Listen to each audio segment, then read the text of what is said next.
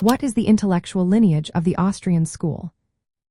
Imagine a group of thinkers who believed that economics should be based on human choices and individual actions, not just numbers and statistics. That's the core idea behind the Austrian school. It all started in the late 1800s with Karl Menger. He is seen as the founder because of his 1871 book, Principles of Economics. Menger introduced the idea of marginal utility, which means people value goods based on how much they want them, not just how much it costs to produce them. This was a big shift from traditional economics that focused on labor or costs. After Menger, other important thinkers picked up the torch. Eugen von Böhm-Bawerk and Friedrich von Wieser expanded on his ideas. Böhm-Bawerk focused on capital and interest, criticizing socialism and Marxism, and defending free markets. Wieser added the idea of opportunity cost, which is what you give up when choosing one thing over another. These thinkers formed what is called the first wave of the Austrian school.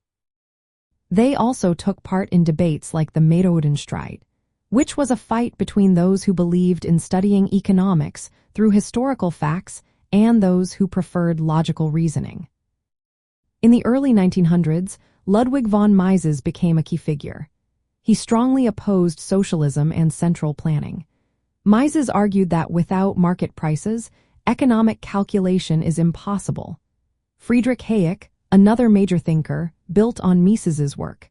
He explained how decentralized knowledge in markets helps produce efficient results.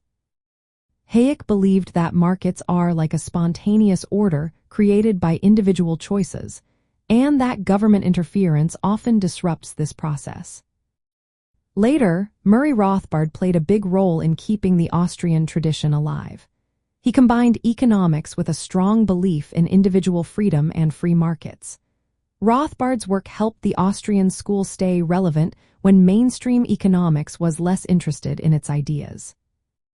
The roots of the Austrian school are deeply tied to classical liberalism and capitalism.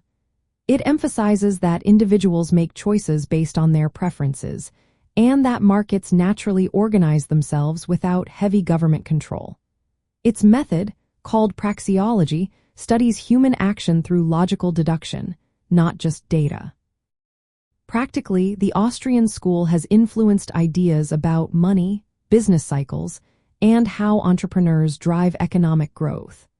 It argues that free markets, guided by individual preferences and decentralized knowledge, are the best way to organize economic activity.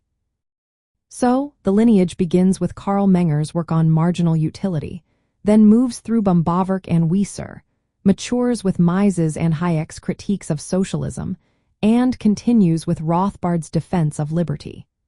This chain of thinkers forms a clear tradition that champions capitalism and individual choice as the best way to run an economy.